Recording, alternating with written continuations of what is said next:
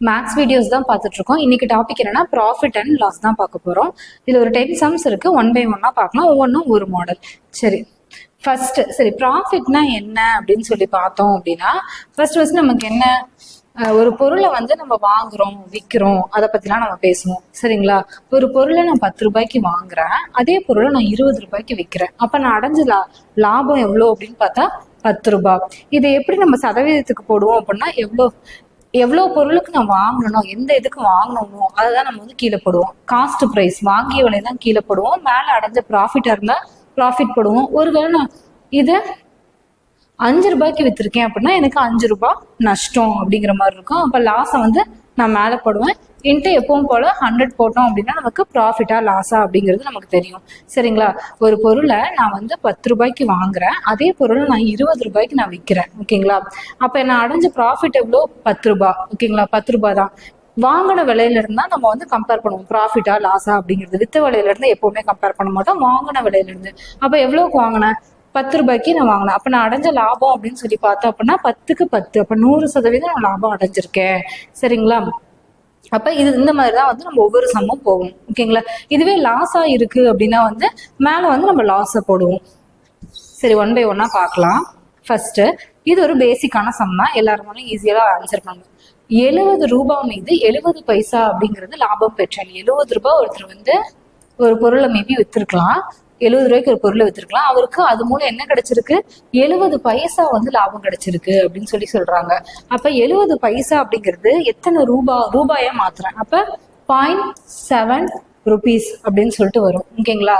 அப்ப 70 ரூபாயில 0.7 அப்படிங்கிறது எத்தனை சதவீதம் அப்படிங்கிறது நான் பார்க்கணும். ஓகேங்களா? நான் ஆல்ரெடி சொல்லியிருக்கேன், எவ்வளவு பெரிய நம்பரா இருந்தாலும் லாஸ்ட் ஒரு டிஜிட் எடுத்துட்டேன் அப்படின்னா என்ன வரும்? 10%. அதுதான் 10%. ஓகேங்களா? அப்ப 1%னா 2 டிஜிட் எடுத்துடணும். அப்ப 0.70 அப்படிங்கிறது 1%. ஓகேங்களா? அப்ப 70 ரூபாய் மேல நான் அடைஞ்ச ப்ராஃபிட் எவ்வளவு அப்படின்னா 1%. ஆன்சர் 1%. இப்போ இது எனக்கு போட தெரியல, இப்படி 10%, 1% அப்படின்னு சொல்லிட்டு எடுக்க தெரியல. ரொம்ப ஈஸியான மெத்தட் தான். நீங்க இப்போ ஒரு 2-3 டைம் ப்ராக்டிஸ் பண்ணாவே வந்துடும். சரி, எனக்கு போட தெரியல அப்படின்னா வந்து எப்பவும் போல நான் எவ்வளவு அடைஞ்சிருக்கேன்? 70 பைசா அப்படிங்கிறது என்னுடைய லாபம். சரிங்களா? அப்ப எவ்வளவு அசல்? 70 இன்ட்டு 100. இதை போட்டாலும் நமக்கு ஆன்சர் வரும். அப்ப 2 0, 70/70 கேன்சல் பண்ணா 1%. ஓகேங்களா? இப்படியும் போடலாம். எப்பவும் போல ஆஸ் யூஷுவல் மெத்தட்லயும் போடலாம், இந்த மாதிரியும் போடலாம். இது ஷார்ட்டா ஈஸியா நம்ம கொஸ்டின் சால்வ் பண்றதுக்கு ஈஸியா இருக்கும். சரி, செகண்ட் கொஸ்டின் போகலாம். சரி, செகண்ட் கொஸ்டின்ல என்ன சொல்லியிருக்காங்கன்னு பார்க்கலாம். ஒரு நிலத்தை ரூ 18,700க்கு ஒருவர் விற்பதால் 15% இழப்பு ஏற்படுகிறது. 15% லாபத்தை அடைய அவர் நிலத்தை என்ன விலைக்கு விற்க வேண்டும்? ஓகேங்களா? இது அடைய அப்படின்னு பார்த்துக்கலாம். சரிங்களா? சரி, இப்போ எவ்வளவுக்கு வித்திருக்காரு? 18,700 ரூபாய் அப்படிங்கிற ஒரு அமௌண்ட்டுக்கு அவர் வித்திருக்காரு. அப்படி விற்கும் போது அவருக்கு எவ்வளவு நஷ்டம் ஏற்பட்டு இருக்குங்களா? 15% நஷ்டம் ஏற்பட்டு இருக்குங்களா? அப்ப அவர் எவ்வளவு சதவீதத்துக்கு வித்திருப்பாரு அப்படின்னா, இதுல 100ல இருந்து 15 கழிச்சிருங்க. அப்ப 85% தான் அந்த பொருளை 100% அப்படிங்கிறத அவர் 15%, 100ல இருந்து 15 போயிடுச்சு அப்படின்னா 15% நஷ்டத்துல வித்திருக்காரு. அப்ப அவருக்கு என்ன கிடைச்சிருக்கும்? 85% தான் அவர் வித்திருப்பாரு. அந்த விலையை தான் அவன் கொடுத்துட்டான். சரிங்களா? இப்போ அவங்க என்ன கேட்குறாங்க அப்படின்னா, 15 இதே பொருளை அவன் 15% லாபத்துக்கு வித்திருந்தாரு அப்படின்னா லாபத்தை அடைய அவர் என்ன விலைக்கு விற்றுருக்கணும் அப்படிங்கறதான் கேள்வி. சரிங்களா? அப்படியே பார்த்தோம் அப்படின்னா வந்து அவர் எவ்வளவு வித்திருக்கணும் அப்படின்னா 100க்கு மேல ஒரு 15 வந்து கூட்டி 115 அப்படிங்கிற சதவீதத்துக்கு அவரு வித்திருக்கணும். சரிங்களா? அப்போ 85% தான் 18,700 அப்படின்னா 115% எவ்வளவு அப்படின்னு சொல்லிட்டு போட்டோம் அப்படின்னா நம்ம எவ்வளவு அமௌண்ட்டுக்கு அவரு 15% லாபம் அடையிறதுக்கு எவ்வளவுக்கு வித்திருக்கணும் அப்படிங்கிற அமௌண்ட் நமக்கு கிடைக்கும். சரிங்களா? அப்ப கேன்சல் பண்ணோம் அப்படின்னா சிம்பிளாவே கேன்சல் ஆயிடும். இது ஒரு டைம் 5th டேபிள் 7, இது 2, இது 3 வரும். அப்ப 1 1 0 0 வரும். கேன்சல் பண்ணோம் அப்படின்னா 25,300 அப்படின்ட்டு வரும். ஓகேங்களா, 25,000 மல்டிப்ளை பண்ணோம் அப்படின்னா 25,300 அப்படின்னு சொல்லிட்டு வரும். ஆன்சர் ஆப்ஷன் சி தான். ஓகேங்களா, சரி நான் திரும்ப ஒரு டைம் சொல்றேன். என்ன சொல்றாங்க அப்படின்னா, ஒருவர் ஒரு நிலத்தை வந்து 18,700 ரூபாய்க்கு அவர் என்ன பண்றாரு அப்படின்னா வித்திருக்காரு. அப்படி வித்தவர் 15% இழப்புல வித்திருக்காரு. ஓகேங்களா, அப்ப 100% அவர் வித்திருந்தாரு. ஓகேங்களா, 100 இல்ல 0% இழப்பு அப்படின்னு சொல்லியிருந்தா 100% தான். ஓகேங்களா, 100%க்கு வித்திருக்காரு அப்படின்னா நமக்கு வந்து அவருக்கு லாபமும் இல்லை நஷ்டமும் இல்லை. இப்ப 100ல இருந்து ஒரு 15% அவருக்கு குறைச்சு வித்திருக்காரு. அதான் வந்து 85 அப்படின்னு சொல்றாங்க. அவர் வித்த விலையை கொடுத்துட்டாங்க 85%. ஒருவேளை 15% லாபம் வேணும் அப்படின்னா வந்து 115. இப்ப 85 தான் வந்து 18,700 அப்படின்னா 115 எவ்வளோ அப்படின்னு சொல்லிட்டு கண்டுபிடிச்சோம் அப்படின்னா அவரு இந்த விலைக்கு வித்திருந்தா அவருக்கு 15% லாபம் கிடைக்கும் அப்படிங்கிறத கண்டுபிடிச்சிட்டோம். சரி, அடுத்த கேள்வி போயிடலாம்.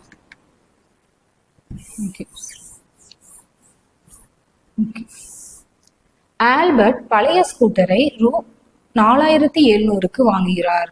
4,700க்கு வாங்குகிறார். அதன் பழுதிற்கு 800 செலவு செய்கிறார். பழுதுக்கு அது ரிப்பேர் பண்றதுக்கு 800 ரூபாய் செலவு பண்றாரு. பிறகு அதை 5,800க்கு விற்றால் 5,800 ரூபாய்க்கு விற்கிறாரு. விற்றால் கிடைக்கும் லாபம் எவ்வளோ அப்படின்னு சொல்லி கேட்குறாங்க. சரி, அவரு எவ்வளவுக்கு வாங்கியிருக்காரு? 4,700க்கு வாங்கியிருக்காரு. அதோட சேர்த்தி பார்த்தோம் அப்படின்னா அதோடைய பழுதுக்கு வந்து ஒரு 800 ரூபாய் செலவு பண்றாரு. இது எல்லாமே என்னது? அவரு அந்த பொருளை ரெடி பண்றதுக்கு அவர் செலவுக்கு செய்யக்கூடியது. அப்ப இது எல்லாமே வந்து காஸ்ட் பிரைஸ்ல தான் அடங்கும். சரிங்களா, பழுதுக்கு செலவு பண்ணாரு, அதோட இன்டீரியருக்கு செலவு பண்ணாரு, எது கொடுத்தாலும் அது காஸ்ட் பிரைஸோட தான் சேரும். அப்ப 0 0 16 அப்போ 5,500 அப்படின்னு சொல்லிட்டு வருது. இது என்ன? Cost price. அவரு செல்லிங் பிரைஸ் அப்படின்னு சொல்லி பார்த்தோம் அப்படின்னா 5,800 எவ்வளவுக்கு வித்திருக்காரு? அதுதான் வந்து செல்லிங் பிரைஸ் 5,800. அப்ப அவரு எவ்வளவு லாபம் அடைஞ்சிருப்பாரு? 300 ரூபாய் லாபம் அடைஞ்சிருப்பாரு. ஓகேங்களா, 5,000 இது செல்லிங் பிரைஸ். அதாவது விற்ற விலையில இருந்து வாங்கின விலைய கழிச்சோம் அப்படின்னா நமக்கு 300 ரூபாய் கிடைக்கும். ஓகேங்களா, இதுல பார்த்தோம் அப்படின்னா 5,000 கீழே என்ன வரும்? காஸ்ட் பிரைஸ் வரும் இன்ட்டு 100 போட்டோம் அப்படின்னா ப்ராஃபிட்கான பர்சன்டேஜ் நமக்கு கிடைச்சிரும். இப்போ கேன்சல் பண்ணோம் அப்படின்னா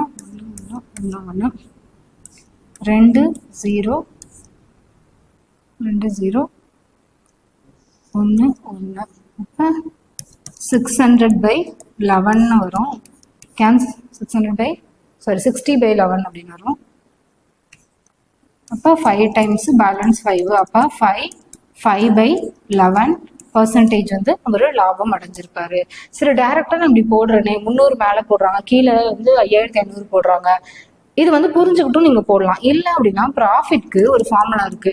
என்ன அப்படின்னா selling price minus cost price divided by cost price into 100.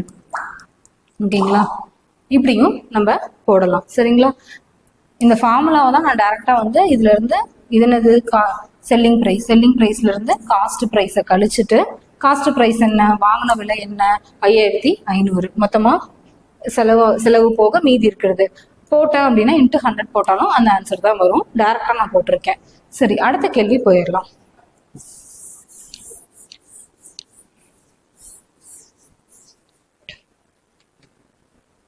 ஒரு கடைக்காரர் 70 கிலோ உருளைக்கிழங்கை ரூ 420க்கு வாங்கி மொத்தத்தையும் கிலோ 6 ரூபாய் 50 காசுன்னு விற்கிறாரு. இதில் கிடைக்கும் லாப சதவீதம் என்ன அப்படின்னு சொல்லி கேட்குறாங்க. சரி, 70 கிலோவை எவ்வளவுக்கு வந்து 70 கிலோ உருளைக்கிழங்கு ஃபுல்லா சேர்த்து அவர் 420 ரூபாய் அப்படின்னு சொல்லிட்டு வாங்கியிருக்காரு. சரிங்களா, 420 ரூபாய் அப்படின்னு சொல்லி வாங்கியிருக்காரு அவரு. இதுதான் காஸ்ட் பிரைஸ். அப்போ 1 கிலோ அப்படின்னு சொல்லி பார்த்தோம் அப்படின்னா எவ்வளவுக்கு? 6 ரூபாய் அப்படின்னு சொல்லிட்டு அவரு வாங்கியிருப்பாரு. சரிங்களா, 1 கிலோ கேன்சல் பண்ண 420/70 தான் நான் அப்படி டேரக்டா போட்டிருக்கேன். அடுத்து வந்து பார்த்தோம் அப்படின்னா அவர் எவ்வளவு வித்திருக்காரு? 1 கிலோ வந்து 6 ரூபாய் 50 காசுன்னு வித்திருக்காரு. 6 ரூபாய் 50 காசு 1 கிலோன்னு வித்திருக்காரு. அப்ப அவர் அடைந்த லாபம் எவ்வளவு? 50 பைசா. ஓகேங்களா, 50 பைசா தான். எவ்வளவுக்கு ஒரு 50 பைசா வந்து லாபம் அடைஞ்சிருக்காங்க? 6 ரூபாய்க்கு. 6 ரூபாய்ன்னு அவர் வாங்கியிருக்காரு. அப்ப 6 ரூபாய் இருக்கக்கூடிய பொருள் 6 ரூபான்னு விற்கும் போது 50 பைசா வந்து அவருக்கு லாபம் கிடைக்குது. அப்ப இன்ட்டு 100 போட்டோம் அப்படின்னா 50/6. ஓகேங்களா, 50 இதுவும் ஃப்ராக்ஷன்ல தான் வரும். 50/6 50/6 மல்டிப்ளை பண்ணோம் அப்படின்னா 8 டைம் வரும்.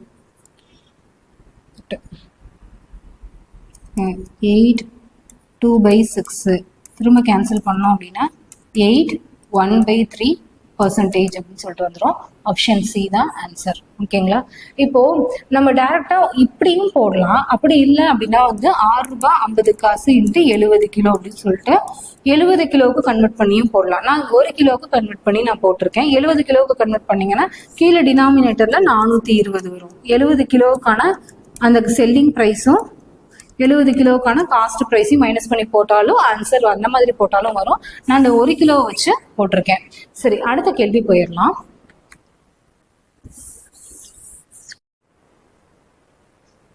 ஷாம் டஜன் 375 வீதம் 20 டஜன் பொம்மைகளை வாங்குகிறார். அதாவது ஒரு டசன் வந்து எவ்வளோ? 375 ரூபாய் அப்படின்னு சொல்லிட்டு எவ்வளோ டசன் அவர் வாங்குறாரா? 20 டசன் வாங்குறாராம். ஓகேங்களா? அதுக்கடுத்து அதை ஒரு பொம்மை வந்து எவ்வளோ நிற்கிறாரு அப்படின்னா வந்து வித்த விலையை பற்றி பேசுகிறாங்க. 33 ரூபா ஒரு பீஸ். ஒரு டாய் மட்டும் 33. அப்போ 12 பீஸ் அப்படின்னு சொல்லி பார்த்தோம் அப்படின்னா 12 போட்டோம் அப்படின்னா எவ்வளோ வரும் அப்படின்னா 10 டைம் அப்படின்னா 330, 2 டைம் அப்படின்னா 66, அப்போ 6 396 அப்படின்னு சொல்லிட்டு வரும். இப்போ 396 அப்படின்னு சொல்லிட்டு ஒரு டசன் வந்து அவர் வித்திருப்பாரு. ஓகேங்களா? டசன். இதே நம்ம ஒரு பீஸா கூட கன்வெர்ட் பண்ணி போடலாம். ஒரு பீஸா போட்டோம் அப்படின்னா பாயிண்ட் ஃப்ராக்ஷன்ல ஆன்சர் வரும்.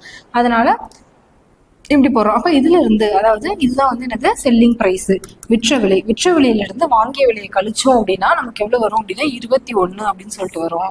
பை 375 இன்ட்டு வாங்கிய விலை.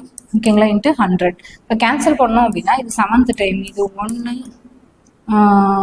2 5, இது 25ஆல கேன்சல் பண்ணோம் அப்படின்னா இது 4 டைம், இது 5 டைம். அப்போ பார்த்தோம் அப்படின்னா 7 நாள் 28/5. அப்போ 5 ப்ளஸ் என்ன வரும் அப்படின்னா இந்த பக்கம் 3 வரும். அப்போ 6. அப்போ 5.6% வந்து அவருடைய ப்ராஃபிட் பர்சன்டேஜ். ஓகேங்களா? சரி, இப்போ இது வந்து நம்ம ஒரு பொம்மையா கன்வெர்ட் பண்ணி போடக்கூடாதா? கண்டிப்பா போடலாம். 20 டசனால மல்டிப்ளை பண்ணி ஒரு வேல்யூ வரும்ல, அதை வச்சும் போடலாம். அது பெருசா இருக்கும், திரும்ப நம்ம பெருக்கிற மாதிரி இருக்கும். இது ஓரளவுக்கு சிம்பிளா இருக்கும். ஆனா ஒவ்வொரு டைமும் வந்து நம்ம மைண்டுக்கு என்ன மாடல் வருதோ அந்த மாடல்ல போட்டுக்கலாம். எப்படி போட்டாலும் ஆன்சர் வரும். ஒரு பொம்மையா கன்வெர்ட் பண்ணி போட்டாலும், ஒரு டசனா போட்டாலும், மொத்தம் 20 டசனுக்கு கன்வெர்ட் பண்ணி போட்டாலும் ஆன்சர் வரும். சரி, அடுத்த கேள்வி போயிடலாம்.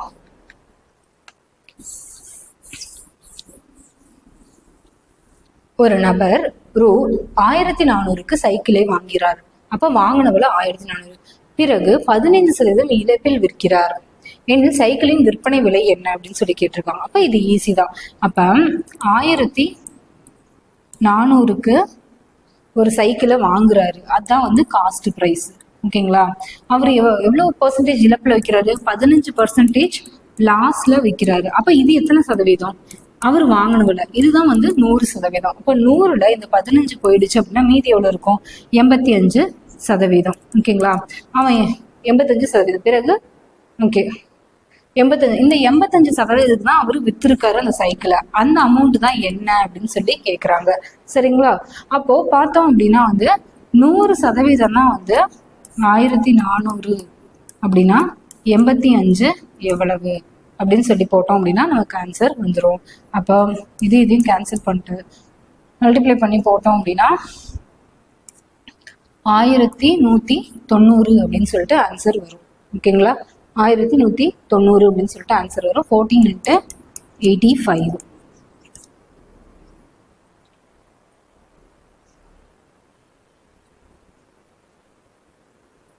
ஓகே, அடுத்த கேள்வி போயிடலாம். ஆன்சர் 1190 தான்.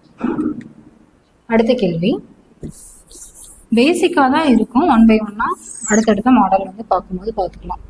சரி, ஏ என்பவர் ₹400 உள்ள ஒரு பொருளை பிக்கு 20% லாபத்தில் விற்கிறார். ஏன்னு ஒருத்தர் இருக்காரு. ஓகேங்களா.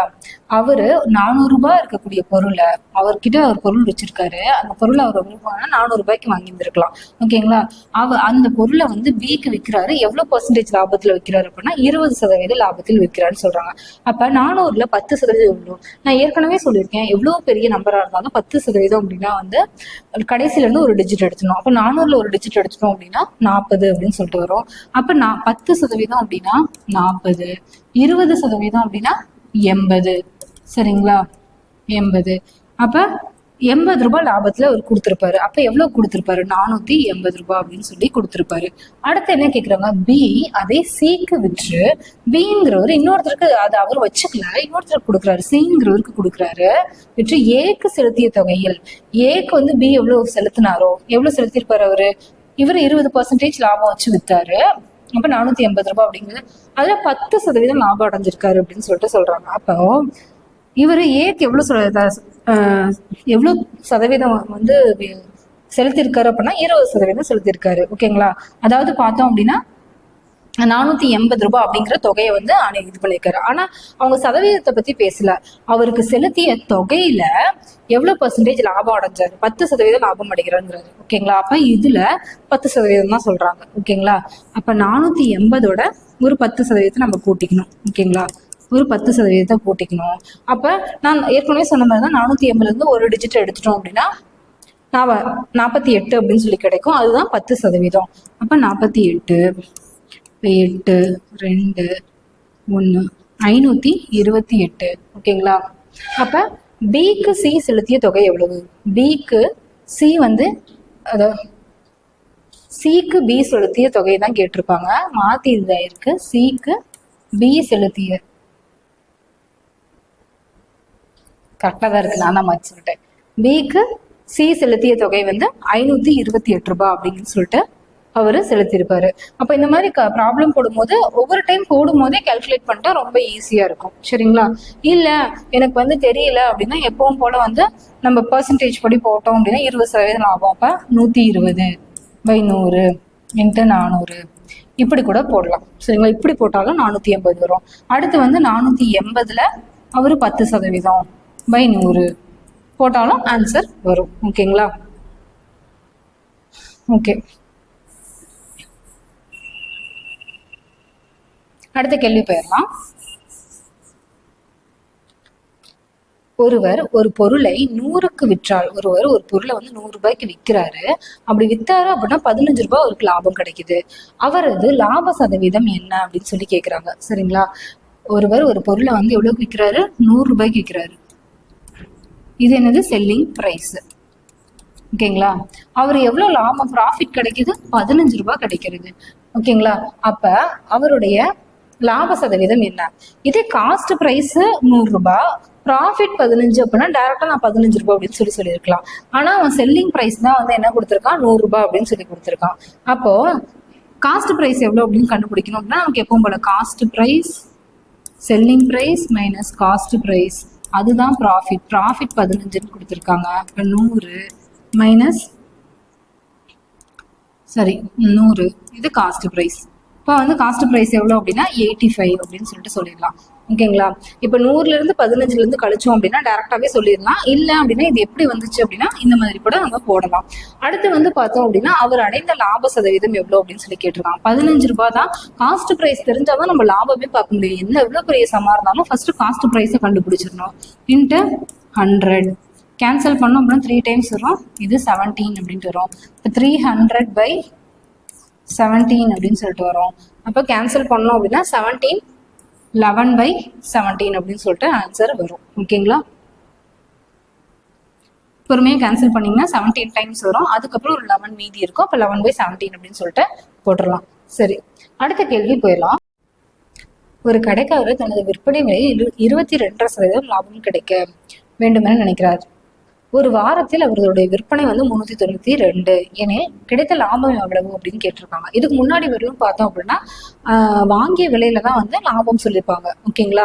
அப்ப அது சேர்த்தணும் அப்படின்னா வந்து நமக்கு விற்பனை விலை கிடைக்கும். இங்க என்ன சொல்லியிருக்காங்கன்னா விற்பனை விலையிலேயே அவருக்கு 22% வந்து எக்ஸ்ட்ரா இன்னும் ப்ராஃபிட் வச்சு விற்கிறாரு. ஓகேங்களா. அப்ப விற்பனை விலை அப்படின்னு சொல்லி பார்த்தோம் அப்படின்னா விற்பனை விலையை நான் 100ன்னு வச்சுக்கிறேன். அதோட 22% ஒரு ப்ராஃபிட். அப்போ 122% ப்ராஃபிட். அதுதான் வந்து இந்த 392 அப்படிங்கிறத இன்டைரக்டா நமக்கு கொடுத்துருக்காங்க. ஓகேங்களா? அப்போ 392 அப்படிங்கிறது 122% அப்படின்னா 100% எவ்வளோ, விற்பனை விலை எவ்வளவுன்னு கண்டுபிடிச்சோம் அப்படின்னா தான் நமக்கு லாபம் எவ்வளோ அப்படிங்கிறது நமக்கு தெரியும். சரிங்களா? அப்போ இதை வந்து நான் வந்து ஃபோல் நம்பரை மாற்றிக்கிறேன். இங்கே ஒரு 0 ஆட் பண்ணிட்டு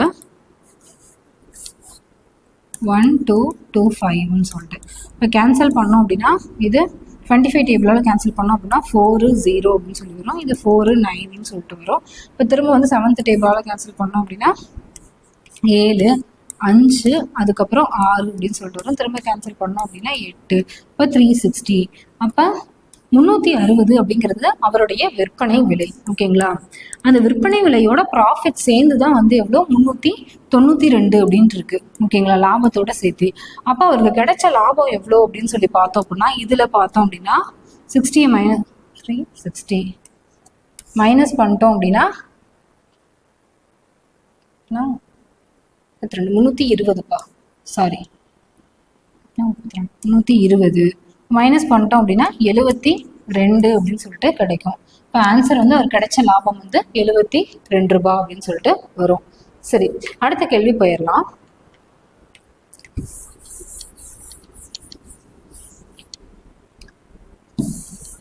ஒருவர் 20 லிட்டர் பாலை லிட்டர் 8 ரூபாய்க்கு வாங்குறாரு. அதை கடையிறதுக்கு 10 ரூபாய் செலவழிக்கிறாரு. 5 கிலோ கிரீமும் 20 லிட்டர் பதப்படுத்திய பாலும் தோண்டு மில்க்கும் அவருக்கு கிடைக்குது. அந்த கிரீமை கிலோ 30 ரூபாய்க்கு விற்கிறாரு. ஒரு கிலோ கிரீம் வந்து 30 ரூபானோ, பால் அதாவது அந்த பதப்படுத்தின பால் வந்து 4 ரூபாய்க்கும் அப்படின்னு சொல்லிட்டு விற்கிறாரு. அப்போ அவருக்கு கிடைச்ச லாபம் எவ்வளோ அப்படின்னு சொல்லி தான் கேட்குறாங்க. சரி, இதில் பார்த்தோம் அப்படின்னா வந்து 20 லிட்டர் பால் எவ்வளோக்கு வந்து அவர் வந்து வாங்குறாரு, 8 ரூபாய் அப்படின்னு சொல்லி வாங்குறாரு.